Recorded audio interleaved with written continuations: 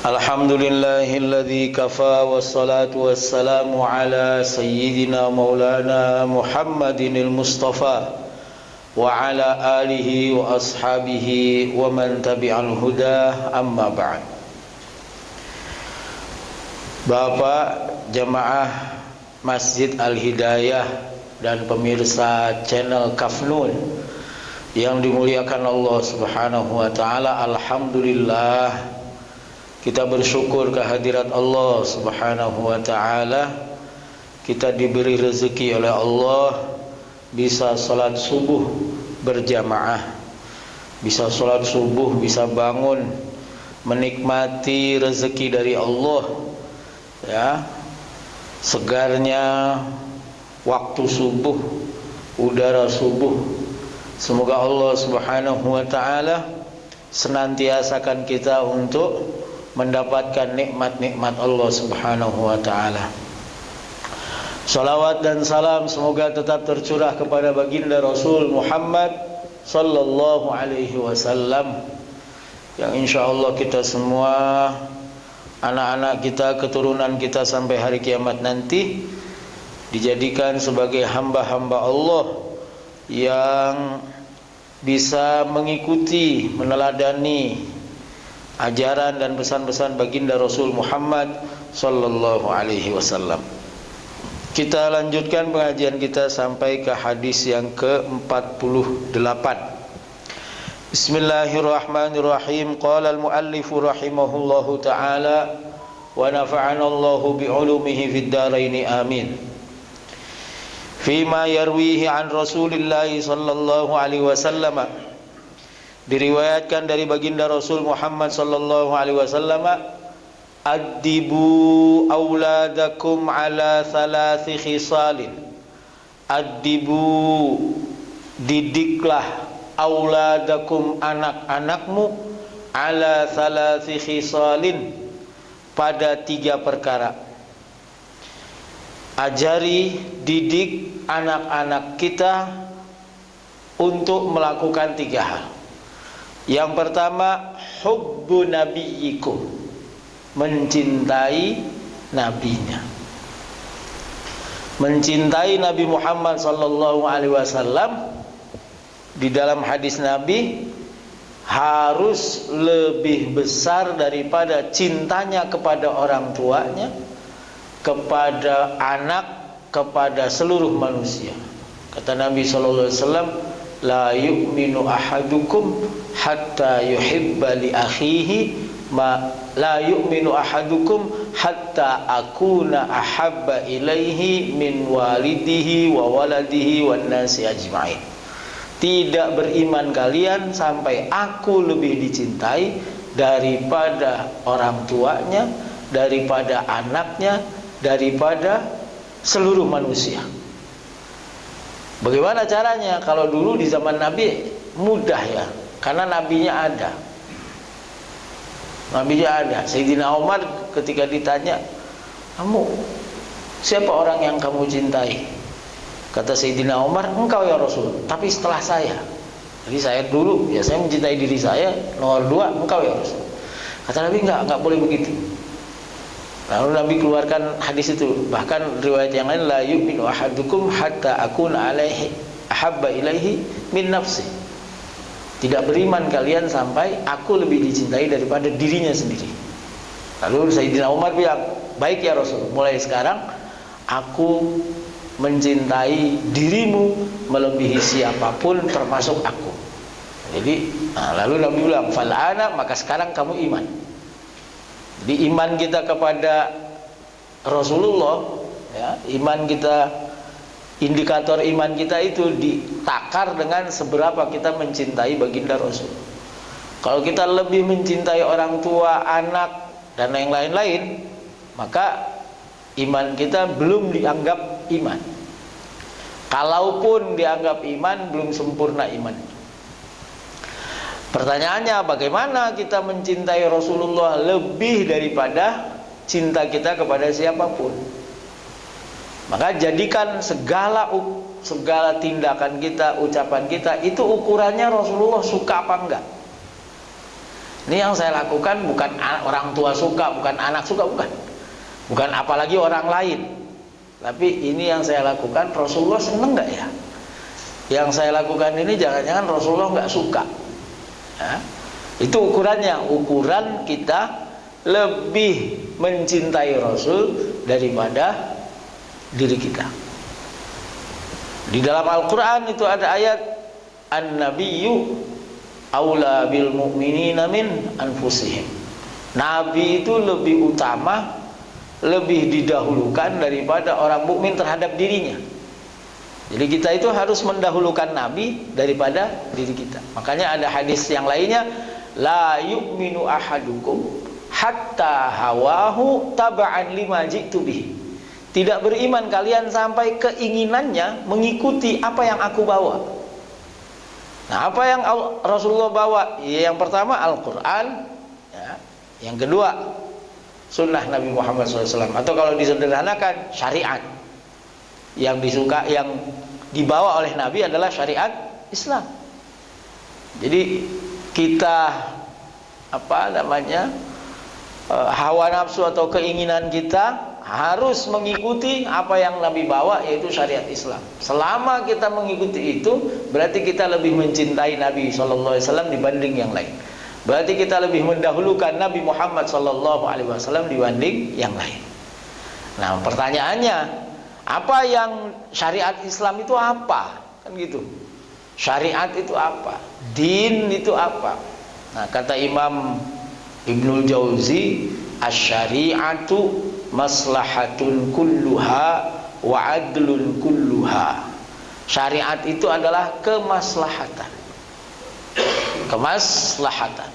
Segala sesuatu yang maslahah, maka itu syariat. Segala sesuatu yang mafsadah, maka itu bukan syariat Islam.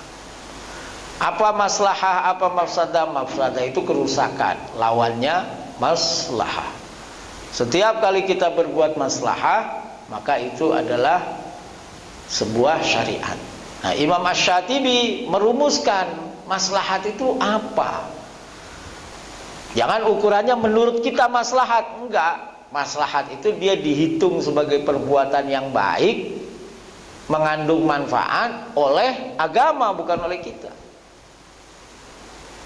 5 rumusannya. 1, hifdzuddin, maslahah itu menjaga agama. 2, hifdzun nafas, atau yang pertama hifdzun nafas, menjaga nyawa. Yang kedua hifdzuddin, menjaga agama. Yang ketiga hifdzul akal, menjaga akal. Yang keempat hifdzul mal, menjaga harta.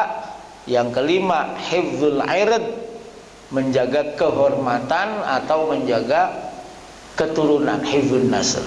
Ini 5 ini yang harus dijaga, dan kalau ini dijaga maka kemaslahatan terjadi. Kalau ini nggak dijaga, berarti kerusakan terjadi. Contoh, hifdzun nas, harus menjaga nyawa, nggak boleh bunuh diri. Begitu nyawa kita nggak dijaga, berarti itu terjadilah mafsadah. Perbuatan apapun yang dapat menghilangkan nyawa itu dilarang, karena harus kita jaga. Misalnya, wah saya mau sholat ibadah di rel kereta api, wah, atau di jalan tol, wah itu namanya bukan syariat, udah pasti itu. Kenapa? Karena tidak menjaga nyawa. Ya. Ada air mau wudhu, tapi di keran airnya itu ada kelajengking, ada ular berbisa, atau di sebelah tempat air ada binatang buas, terus kita maksa wudhu. Itu namanya kita nggak menjalankan syariat, tapi sedang berbuat mafsadah. Kenapa? Karena kita tidak menjaga nyawa. Naik mobil ugal-ugalan, naik motor ugal-ugalan, itu udah pasti, ya, bukan syariat. Yang kedua, hifdzuddin, menjaga agama. Ya, agama ini harus dijaga. Harus dijaga agama kita, mulai dari akidahnya, lalu amalnya, lalu lisannya. Akidahnya harus benar, nggak boleh kemudian akidahnya menyimpang, ya. Mengatakan Allah menempat. Itu bukan aqidatun salimah, bukan akidah yang selamat. Kenapa? Karena berarti dia menyamakan Allah dengan makhluknya. Itu berarti menolak bahwa Allah itu ghani, Allah itu tidak butuh. Berarti Allah itu fakir, butuh tempat, ya, dan tempatnya pasti lebih besar daripada yang menempati. Nah, itu nggak boleh, ya. Itu akidah harus selamat. Lalu amalnya, orang dianggap melakukan kemaslahatan apabila apa? Apabila dia melaksanakan salat 5 waktu, melaksanakan perintah Allah, ya, menjauhi larangan Allah. Dia tidak laksanakan perintah Allah, berarti dia tidak melaksanakan kemaslahatan, alias ada kerusakan di dalam agamanya, ya. Utamanya salat 5 waktu. As-salatu imaduddin, faman tarakaha faqad hadamaddin, ya. Yang ketiga, hifdzul akal, menjaga akal. Jangan sampai akal rusak, gak boleh minum minuman keras, narkoba dan seterusnya. Yang kelima, hifdzul mal, harta harus dijaga. Gak boleh kita bilang motor gak dikunci, kemudian pintu pagar gak dikunci, pasrah sama Allah, rezeki kan dari Allah, kalau Allah mau ngambil. Loh, kita itu punya kewajiban untuk, kata Nabi, iqil wa tawakkal. Kata Nabi, ikat untanya baru tawakal sama Allah, ya. Jadi nggak boleh kita membiarkan harta kita habis sia-sia, hilang sia-sia. Atau yang kedua, kita merusak harta orang lain, mengambil harta orang lain. Nggak boleh, harus dijaga. Harta orang juga harus dijaga. Iya, ada semacam ungkapan dulu di tahun-tahun mungkin ya tahun 80-an lah. Itu kalau kita ketinggalan apa gitu aman dulu. Sekarang nggak usah ditinggal, nggak aman. Iya, kita tuh di tempat umum itu pegang dompet masih ada, HP masih ada gitu. Jadi kenapa? Karena situasinya sekarang itu sudah tidak aman, harta itu tidak aman, ya. Yang terakhir, hifdzul airat, menjaga harga diri, atau hifdzun nafs, menjaga keturunan dengan cara menikah, ya. Nggak boleh berhubungan suami istri tanpa ikatan pernikahan. Nah, itu maslahah namanya. Itu yang dikehendaki oleh baginda Rasul Muhammad sallallahu alaihi wasallam. Kita harus ikut ke situ. Nggak boleh hidup semaunya. Wah, ini kan barang saya, ini kan tubuh saya, ini keluarga saya, gitu.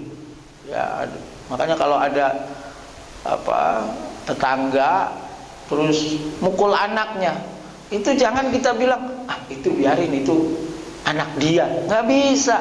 Itu namanya perbuatan apa? Mungkar. Kalau perbuatan mungkar, kita harus apa? Man ra'a minkum mungkaran falyughayyirhu biyadihi. Kalau kita punya kuasa, kita ubah itu. Fa illam yastati' fa bilisani, dengan lisan. Fa illam yastati' baru fa biqalbi. Kalau kita mampu untuk menolak itu, ya harus dengan kekuasaan kita atau lisan kita. Nggak boleh kita diam. Nah. Kemudian yang kedua, 3 perkara yang harus kita ajarkan kepada anak kita adalah hubbu ahli baitih, mencintai keluarga Nabi Muhammad sallallahu alaihi wasallam, ya. Ahlu bait ini maknanya itu secara asli itu ya 4. Ahlu bait, ahlun itu 4. 1, Sayyidina Husain, Sayyidina Hasan, Sayyidina Husain, Fatimah, dan Sayyidina Ali. 4 orang ini ahlu. Kalau ahlu baitin Nabi, al itu kata ulama juga artinya ahlun. Al itu maknanya juga ahlun. Jadi aslinya ahlun, kemudian haknya dirubah jadi hamzah, jadi a'lun, lalu hamzah yang ini masuk ke sini jadi al. Apa maknanya ahlu baitin Nabi? Ya semua keluarga Nabi. Keluarga Nabi itu siapa? Abdullah bin Abbas itu keluarga Nabi, sepupu Nabi. Ya, Ja'far itu keluarga Nabi. Ja'far bin Abi Thalib. Hamzah itu paman Nabi, keluarga Nabi. Itu alun Nabi. Makanya ketika kita sholat tahiyat, Allahumma salli ala Sayyidina Muhammad wa ala ali Sayyidina Muhammad, ya, dimaksud al di situ semua keluarga Nabi, Banu Hashim atau Bani Muttalib yang beriman tentunya, ya. Semua bapak Nabi dapat di situ, ibu Nabi dapat di situ, kakek Nabi dapat di situ, karena mereka semua masa fatrah beriman kepada Allah Subhanahu wa taala. Ya, meskipun nggak sempat ketemu Nabi karena beliau sudah wafat sebelum Nabi diangkat menjadi Rasul, Nabi dan Rasul. Nah, itu alun Nabi. Nah, ada lagi yang ketiga, dzurriyyatun Nabi, keturunan Nabi. Ini ada, atau itratun Nabi, ya, di mana di situ ada darah Nabi Muhammad SAW. Nah, terhadap yang dzurriyah ini tugas kita apa? Menghormati karena ilmunya, menghormati karena adabnya, menghormati karena ketakwaannya. Itu, ya. Jadi kita tidak perlu kemudian menolak soal apa? Soal nasab, nggak perlu ikut-ikutan di situ. Ya.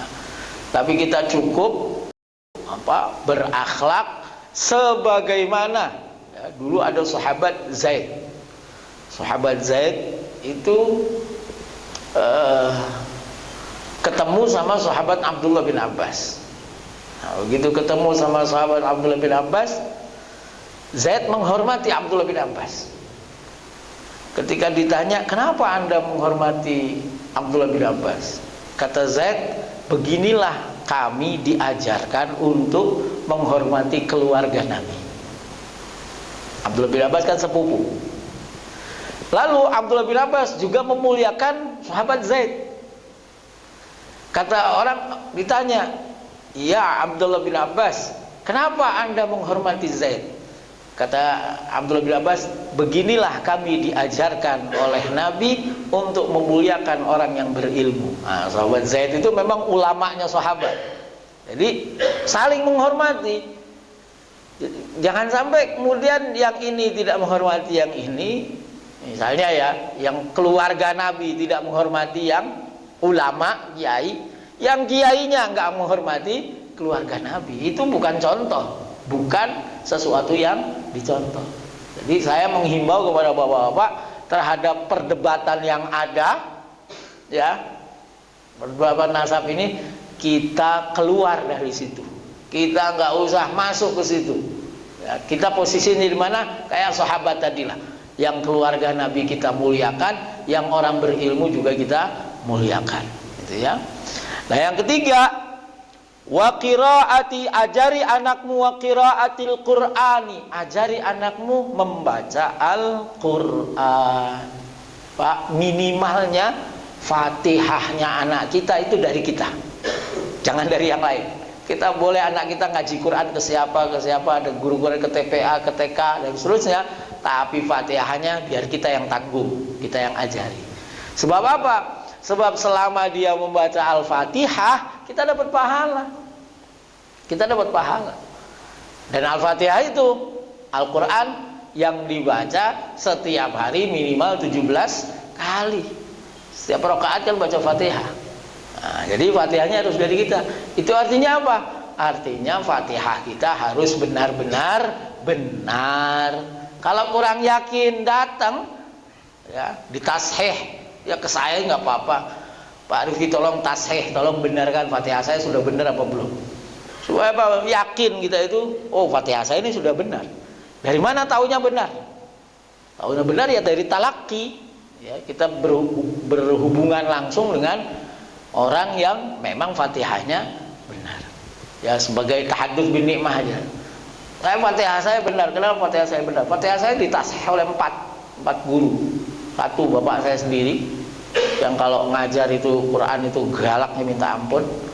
Kalau nun tasydid kurang panjang, beliau marah. Mim tasydid kurang panjang, beliau marah. Dua, Kiai Nur Muhammad Iskandar almarhum, Fatihah saya ditasih sama beliau. Kalau sama bapak saya satu Quran 30 juz sama beliau. Kalau sama Kiai Nur Muhammad itu Fatihah. Yang ketiga Kiai Anwaruddin bin Ahmad Zahid Buntet. Jadi saya 30 juz sama beliau, Fatihahnya juga di tashih. Yang ketiga sama Kiai Haji Muhammad Najib Abdul Qadir Munawwir Jogja. Nah itu setengahnya apa ya? Dulu tuh agak sombong.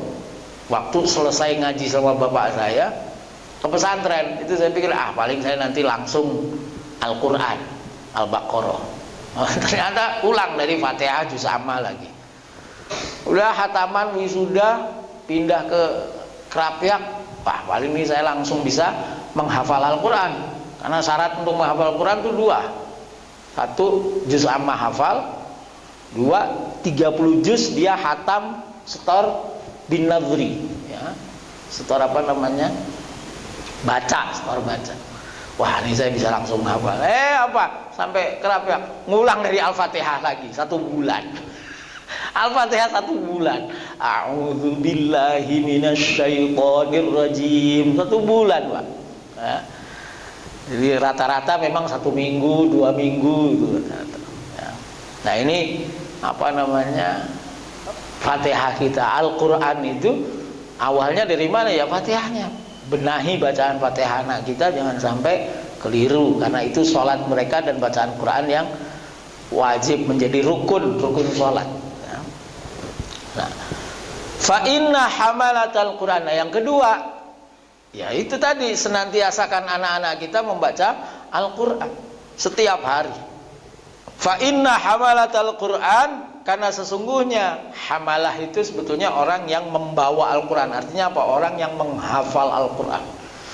Fa inna hamalatal Qur'ani, sesungguhnya orang yang kemana-mana ada Quran di dalam hatinya, fi dzillillahi, dia ada di dalam naungan Allah Subhanahu wa taala, yauma la dzilla illa dzilluh, pada hari tidak ada naungan kecuali naungan Allah Subhanahu wa taala. Ma'a anbiya'ihi, berserta dengan para nabi-nabinya, wa asfiyaihi, dan orang-orang pilihan Allah Subhanahu wa taala, yaitu para kekasih-kekasih Allah. Rawahu Dailami an Ali bin Abi Thalib. Jadi ajari anak kita 3 hal kata Nabi. 1, mencintai nabinya. Dia harus sadar betul bahwa ada kesadaran dia mencintai Nabi. Saya makanya ngasih contoh sederhana, sering saya ungkapkan di mana-mana, ya. Ajak anak kita makan-makan, terus ketika mereka tanya, atau kalau nggak tanya kasih tahu informasi, nah ini kita makan-makan karena syukuran kelahiran Nabi Muhammad SAW, gitu. Jangan kalau ulang tahun anak kita hadiahin, kita ajak makan, tapi kelahiran Nabi diem-diem baik, diem-diem aja. Nah, itu kita nggak mendidik cinta.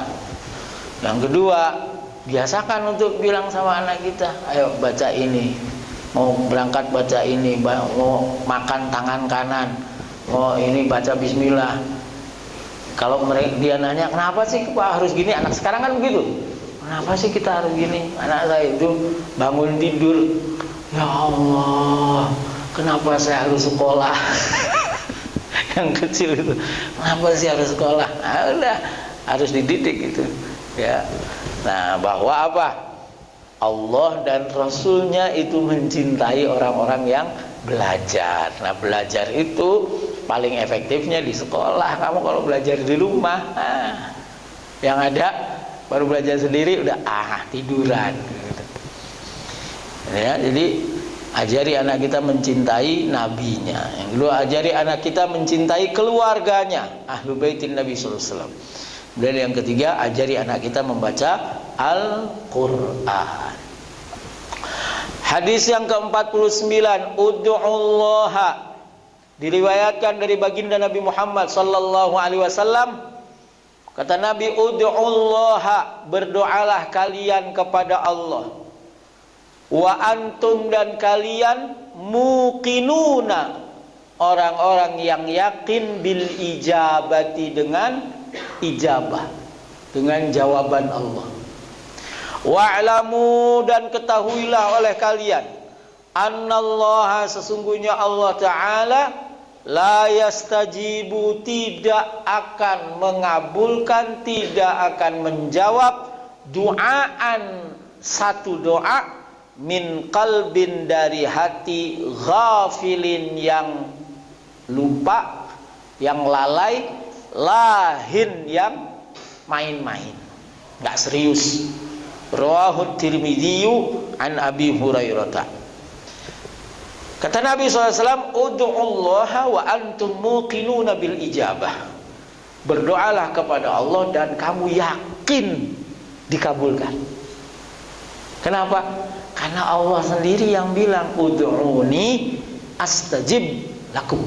Berdoalah kepadaku, pasti, niscaya aku jawab, aku kabulkan. Astajib lakum. Dalam hadis ini ketahuilah bahwa Allah Subhanahu wa ta'ala tidak akan mengabulkan doa dari hati yang ghafil. Ghafil itu lalai, lupa, ya, atau melalaikan bahwa Allah itu maha menerima doa. Tapi syaratnya apa, Pak? Syaratnya kita yakin doa itu dikabul. Bagaimana cara kita meyakini itu? Orang tuh, kalau orang bisa yakin karena apa, Pak? Orang bisa yakin itu karena tahu. Orang bisa yakin itu karena tahu. Kalau nggak tahu, nggak yakin dia. Nah, kita harus tahu bahwa doa itu dia dikabulkan oleh Allah Subhanahu wa ta'ala. Gimana caranya? Kata Nabi, doa itu dikabulkan 3. 1, imma, ada kalanya ayu ajila, ta'jil, disegerakan. Jadi ada kita minta pagi, siang dapat. Minta hari ini, besok dapat. Itu namanya muajjala atau ta'jil, disegerakan. Yang kedua, ditakjil. Kalau tadi pakai ain, ini pakai hamzah. Muajjala, ditunda. Ajila. Makanya kita ada doa kan?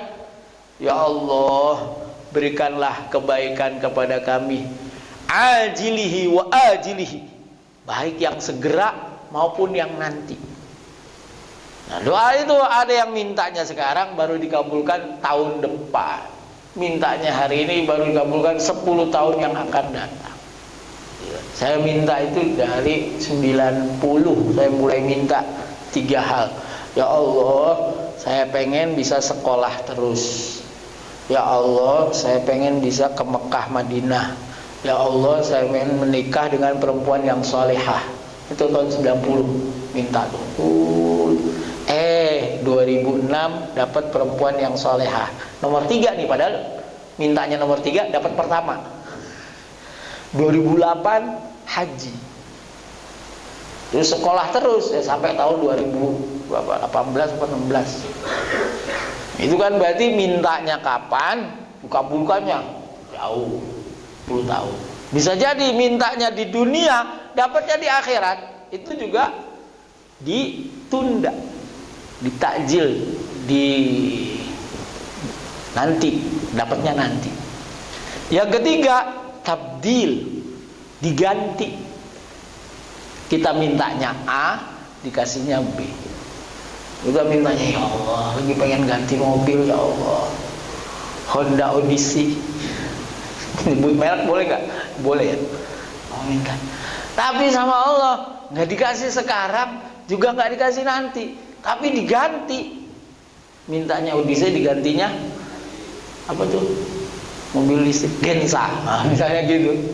Atau diganti apa? Atau digantinya bukan sama dengan permintaannya. Diganti, dikasih sehat 3 tahun, nggak ke rumah sakit, nggak apa. Dikasih dalam setahun anak, istri, nggak ada yang kena musibah. Wah, itu diganti namanya. Nah, kita tuh harus yakin ketika kita minta pasti dikabul. Nah, itu berarti nanti ijabah. Tapi kalau kita dalam hatinya ragu, nggak diijabah.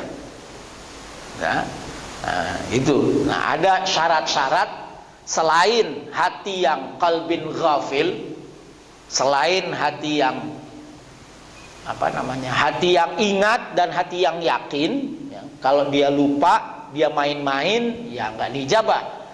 Tapi ada syarat lain selain harus yakin sama doa. Apa? Satu, Nabi SAW itu pernah lewat di hadapan orang, yamuddu yadaihi ilas sama, tangannya lagi ngangkat ke langit begini, ya Rab, ya Rab, wahai Tuhan, ya Tuhan, ya Tuhan. Kata Nabi, fa anna yustajabu lahu, gimana mau dikabulkan doanya? Fama ta'amuhu haramun wa mashrabuhu haramun wa malbasuhu haramun wa ghudhiya bil haram. Yang dia makan haram, yang dia minum haram, yang dia pakai haram, dia dikelilingi oleh yang haram-haram. Nggak bisa, kata Nabi. Jadi syarat doa kita dikabul, yang kita makan halal, yang kita minum halal, yang kita pakai halal, dan kita dikelilingi sama yang halal. Jangan sampai di rumah kita ada barang haram. Jangan sampai anak kita masuk ke rumah kita bawa barang haram. Apa itu? Dia ambil punya temennya bawa ke rumah. Jadi kita pastikan anak-anak kita pinjam, boleh kalau pinjam. Tapi kalau nggak pinjam harus pulangin. Jangan sampai anak kita bawa barang haram. Apalagi naudzubillah min dzalik, bapaknya yang bawa barang haram ke rumah. Itu ghudhiya bil haram, dikelilingi sama yang haram. Ya. Saya punya cerita dulu. Saya kelas berapa ya? Kelas 3 SD. Kelas 3 SD. Bapak saya pulang jam 2 habis pengajian di mana gitu, pulang jam 2 malam. Saya masih ingat ranjang tingkat saya tuh di atas, dibangunin. Bangun. Setengah 3 tuh. Ngantuk-ngantuk kan apa Pak? Nanya penggaris kayu, dulu tuh ada penggaris yang 60 cm panjang penggarisnya. Tanya sama bapak saya, ini dari mana? Bangun tidur ditanya kayak gitu, ini dari mana? Ya saya jawab, beli. Kata bapak saya, bohong kamu. Kenapa? Karena nggak mungkin alat tulis itu saya beli sendiri. Pasti dibeliin sama orang tua. Semua anak-anaknya itu kalau alat tulis pasti dibeliin. Itu saya jawab, beli. Bohong kamu. Turunin ke bawah, didiriin lagi, ngantuk-ngantuk itu ditanya lagi, dari mana? Beli. Bohong kamu. Kedua nih. Nah, terus yang ketiga tanya lagi, dari mana? Saya jawab, masang. Tahu masang? Dia ada tukang ager-ager. Nah di sini dapat hadiah. Hadiahnya, wah murka bapak saya. Bawa ke kamar mandi, dimandiin. Coba. Langsung habis itu ditaruh di sebelah beliau sholat malam. Taruh di sebelah sampai subuh. Habis sholat subuh diajak jalan makan bubur. Makanya sampai sekarang saya tuh bubur tuh punya memori. Bukan bubur ayam Naim namanya Jakarta. Sampai sekarang masih ada. Itu bubur paling enak menurut saya. Setelah yang di sini nih. Oh nah, Satria situ ya. Apa kalimat beliau? Kesalahan kamu tuh 3. 1, kamu bohong. 2, kamu judi. Yang masang tuh judi. 3, kamu bawa barang haram ke rumah. Jadi jangan sampai kita bawa barang haram ke rumah. Karena itu api. Jadi pastikan. Nah itu ya. Jadi yang kedua itu nggak boleh ada haram kalau mau doanya diijabah. Yang ketiga, kalau doanya mau ijabah itu doanya harus tembus langit. Gimana mau ijabah orang doanya itu mentok, mahjub. Dia kalau dia ijabah itu kalau tembus itu diijabah. Kalau mentok, ijabah. Apa yang menyebabkan doa itu mahjub atau terhijab, terhalang? Dosa. Nanti kita ini tertutup dosa. Maka doa itu diawali dengan istighfar, memuji Allah Subhanahu wa taala. Puji Allah, alhamdulillahirabbil alamin. Lalu baca shalawat, Allahumma shalli ala sayyidina Muhammad. Lalu Allahumma ighfirli wa liwalidayya. Baru minta. Ini istighfarnya nih, memuji Allah, bersolawat, istighfar. Baru minta. Akhiri nanti dengan bersolawat dan memuji Allah lagi. Wassallallahu ala sayyidina Muhammad walhamdulillahirabbil alamin. Itu cara supaya doa itu tembus. Kenapa? Karena tidak ada yang disertakan di situ salawat yang tertolak, nggak ada.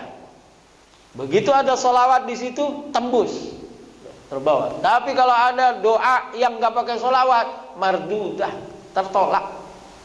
Kenapa tertolak? Ya karena pintunya itu salawat. Pintunya itu adalah baginda Rasul Muhammad sallallahu alaihi wasallam. Coba, kenapa Allah Subhanahu wa taala berfirman dalam Al-Qur'an, walau annahum idz zalamu anfusahum ja'uka. Kalau mereka berbuat zalim, kalau orang berbuat zalim, maksiat dan seterusnya, ja'uka, datang kepadamu, fastaghfirullaha, kemudian dia minta ampun kepada Allah, wastaghfaralahumur rasulu, dan Rasulullah memintakan ampun untuknya, lawajadullaha tawwabar rahimah, maka orang itu akan menemukan Allah memberi taubat, memberi rahmahnya. Itu artinya apa? Dua syarat. Satu, datang ke Nabi. Di situ tidak disebutkan datangnya itu apakah ketika Nabi hidup atau Nabi sudah tidak ada, datang. Yang kedua, Rasul memintakan ampun, Rasul beristighfar untuknya. Jadi nggak sekedar istighfar, istighfarnya ada di tengah nih. Kita minta ampun sama Allah.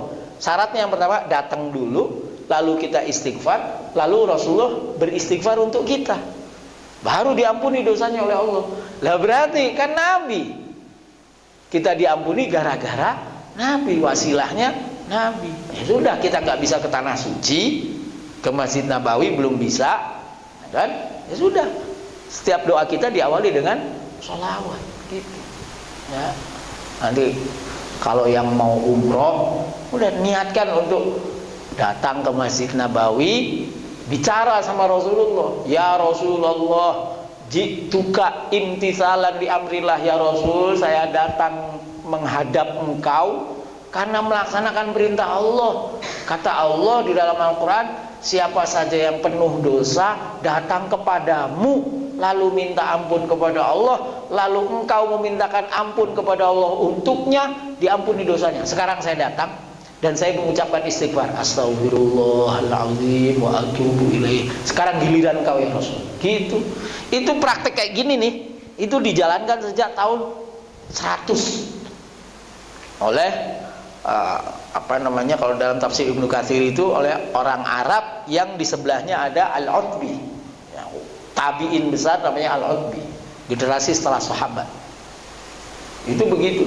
Jadi ada orang Arab datang, dia puji-puji Rasulullah, ya khairal mandufina bilqa, yang pujiannya sampai sekarang diabadikan di tiang-tiang makam Nabi. Jadi ada, itu bukan ayat Quran, bukan hadis, bukan, tapi pujian ada, diabadikan. Nah, puji-pujian itu kita baca sebagaimana orang Arab itu baca. Cuman kalau nggak bisa baca, ya udah gitu aja tadi. Nah, dia datang itu bilang begitu, jitu ka imtithalan li amrillah. Saya datang melaksanakan perintah Allah. Sekarang saya istighfar, sekarang gantian kamu istighfar. Pergi. Orang Arab itu langsung pergi. Nah, si Imam Al-Utbi yang ada di sebelahnya tertidur, bermimpi bertemu Rasulullah. Kata Rasulullah, absyirhu, kasih kabar gembira sama orang tadi, Allah sudah mengampuni dosanya. Nah, itu Pak ya. Jadi kita sangat bergantung kepada baginda Rasul Muhammad sallallahu alaihi wasallam. Yang belum umroh, mudah-mudahan Allah segerakan, amin. Yang belum haji juga Allah segerakan haji, amin ya rabbal alamin. Itu syaratnya ya. Syarat doanya dikabul itu yang pertama, hatinya jangan lalai, hatinya harus yakin. Yang kedua, perhatikan makanan, minuman, pakaiannya, jangan ada barang yang haram. Yang ketiga, bersolawat kepada baginda Rasul Muhammad sallallahu alaihi wasallam. Terakhir, hadis yang ke-50, idza atakallahu malan, idza atakallah, jika Allah Subhanahu wa taala memberi kamu malan, harta, fal yura, maka hendaklah diperlihatkan atharu ni'matillahi alaika, jejak bekas nikmat Allah kepadamu, wa karamatihi, dan kedermawanan Allah kepadamu. Kalau kita dikasih anugerah sama Allah, dikasih rezeki, dilihatin, dikasih lihat bekasnya itu. Oh, dikasih rezeki beli baju bagus buat sholat, beli sarung bagus buat sholat.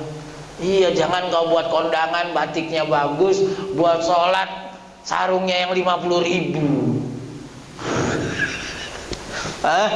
Iya, buat kondangan mau buat ngantor pakai baju yang 300.000, 500.000. Gila, buat sholat yang 50.000, 100.000. Ya ada lah, beli sarung bagusnya. Ntar saya mau jualan deh, jualan sarung. Iya, itu dalam rangka apa? Bukan dalam rangka sombong. Apa kalau istilah sekarang? Pamer itu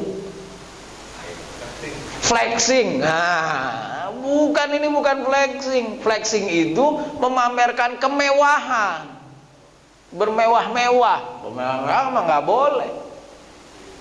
Ya, cincin 5, oh ini namanya flexing. Iya. Ya, kalau kita diberi rezeki sama Allah, nah, perlihatkan nikmatnya, karena Allah suka. Innallaha yuhibbu ayyura atharu ni'amih. Jadi ayat yang lain begitu. Allah suka kalau jejak-jejak nikmatnya itu. Kenapa? Karena kita itu punya kewajiban juga. Wa amma bi ni'mati rabbika fahaddits. Dan terhadap nikmat Tuhanmu maka ceritakanlah. Lah, bercerita itu pakai apa? Ya pakai hal. Ceritanya pakai, nggak usah pakai mulut. Ini kelihatan sudah, ini nikmat Allah Subhanahu wa ta'ala. Dikasih nikmat kan, dikasih beli kendaraan, dicuci kendaraannya yang bagus, mobilnya, motornya, dan itu memperlihatkan nikmat Allah. Wa karamatihi, dan betapa mulianya, dermawannya Allah Subhanahu wa ta'ala. Karim itu kenapa diartikan mulia?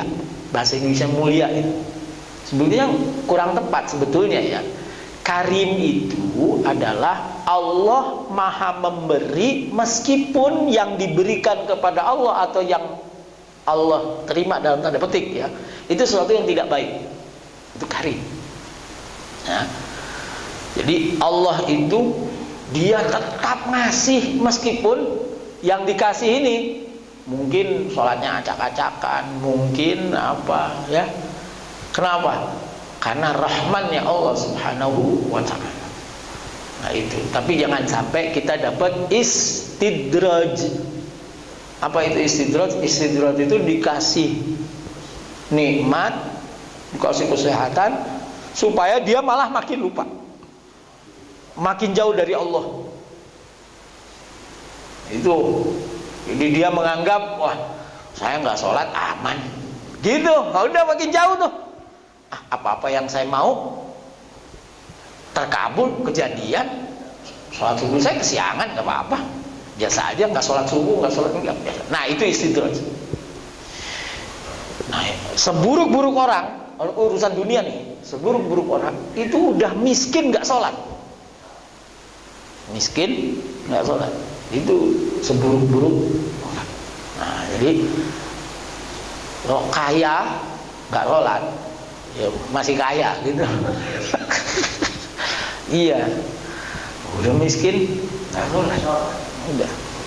Nah itu ya, jadi kita memuliakan apa namanya, memuliakan pemberian Allah Subhanahu wa ta'ala dengan cara gampang. Misalnya begini,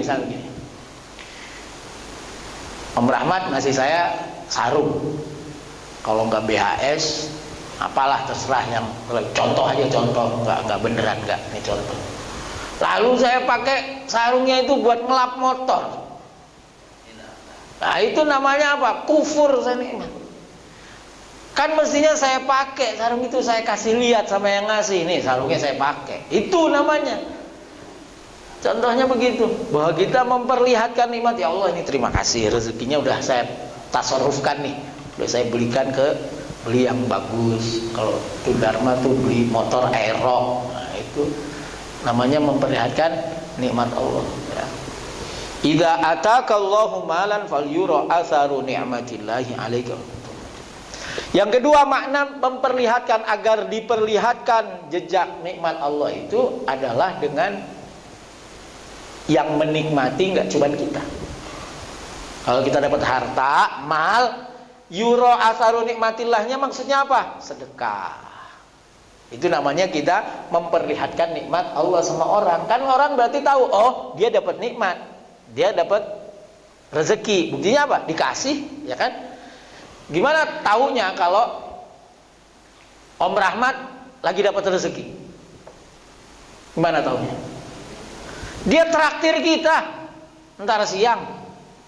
Tongseng mana tuh? BSD tuh yang enak. Kita tahu, oh Om Rahmat traktir kita, berarti dia dapat rezeki, gitu kan? Tapi kalau dia diam-diam aja, mana kita tahu dia dapat rezeki? Nah, itu memperlihatkan nikmat Allah dengan cara berbagi. Mulai dari level sedekah, infak, zakat. Ya, yang remeh-remeh ya, traktir-traktir itu. Ya, dapat rezeki, traktir istri, traktir anak, dapat rezeki, traktir teman, tetangga. Ya. Jadi berbagi. Idza atakallahu malan wal yura atharu ni'matihi 'alaika wa karamatihi. Satu lagi deh terakhir, 51. Diriwayatkan dari baginda Rasul Muhammad SAW, idza ataitumus salata, apabila kamu mendatangi salat, fa'alaikum, maka wajib bagi kalian bisakinati, untuk datang dengan tenang. Fama adraktum, apa yang kalian temui, fasallu, maka salatlah kamu. Wa ma fatakum, dan apa yang ketinggalan bagi kalian, fa'atimmu, maka sempurnakan. Rawahu Syaikhani, Bukhari Muslim. Kalau kamu datang salat, bahkan ada hadis riwayat yang lain kalimatnya begini, idza uqimatis shalah, kalau qomat salat sudah dikumandangkan, faktuha bisakinati wal waqar, datangi panggilan itu, datangi sholat itu dengan cara yang tenang dan sopan santun. Jadi jangan gara-gara udah qomat terus kita lari, enggak. Lu jalannya cepat, jangan, santai aja, cukup. As-sakinah wal waqar, tenang, harus tenang dan sopan, kata Nabi mendatanginya. Karenemu, alhamdulillah, kok ketinggalan 2 rakaat atau 1 rakaat, ya sudah, tinggal sempurnakan sudah. Ya. Itu maknanya apa? Maknanya sholat itu yang lebih dipentingkan adalah kekhusyuan. Kalau kita datang dalam keadaan tergopoh-gopoh, ngos-ngosan, nah, nanti sholatnya menggah-menggeh, kalau kata orang Jawa, ngos-ngosan. Tenang, tenang, jalan tenang. Yang kedua, sholat itu milik Allah. Ya. Kita doa habis azan, ini gimana? Allahumma rabba hadhihi da'wati tammah. Ya Allah, pemilik panggilan yang sempurna ini. Wassalatil qaimah, pemilik salat yang tegak ini. Jadi salat, ibadah salat itu adalah milik Allah Subhanahu wa taala. Ini acaranya Allah. Nah, kalau datang ke acaranya Allah, ya harus yang baik, kan gitu. Bajunya yang baik, yang rapi. Kenapa? Kita sedang ada di dalam acaranya Allah. Di kegiatan kita yang melaksanakan, kita yang ibadah, tapi itu milik siapa? Milik Allah. As-salatil qaimah. Ya. Jadi datangi sholat dan kita semua dengan cara yang tenang, yang sopan, ya. Jangan buru-buru, apalagi baru azan, ya. Tapi jangan pula santai-santai gitu. Jangan, ya. Udah waktunya sholat ya berangkat, tapi berangkatnya dengan tenang. Wallahu a'lam bissawab. Alhamdulillahi rabbil alamin. Bismillahirrahmanirrahim. Alhamdulillahi rabbil alamin. Hamdan yuwafi ni'amahu wa yukafi mazidah. Ya Rabbana lakal hamdu kama yanbaghi li jalali wajhika wa 'azimi sultanik. اللهم صل على سيدنا محمد صلاة تنجينا بها من جميع الأهوال والآفات وتقضي لنا بها جميع الحاجات وتطهرنا بها من جميع السيئات وترفعنا بها عندك على الدرجات وتبلغنا بها أقصى الغايات من جميع الخيرات في الحياة وبعد الممات. اللهم اغفر لنا ولوالدينا ولمشايخنا ولأهلنا ولجميع إخواننا من المسلمين والمسلمات والمؤمنين والمؤمنات. يا الله إنك عفو غفور. اللهم انفعنا بما علمتنا وعلمنا ما ينفعنا. اللهم ربنا لا تدع لنا في مجلسنا هذا ذنبا إلا غفرته ولا هما إلا فرجته ولا مريضا إلا شفيته ولا دينا إلا قضيته ولا حاجة من حوائج الدنيا والآخرة إلا قضيتها ويسرتها يا أرحم الراحمين وأنت راض عنا يا رب العالمين. ربنا ظلمنا أنفسنا وإن لم تغفر لنا وترحمنا لنكونن من الخاسرين. ربنا آتنا في الدنيا حسنة وفي الآخرة حسنة وقنا عذاب النار. وصلى الله على سيدنا محمد وعلى آله وصحبه وبارك وسلم.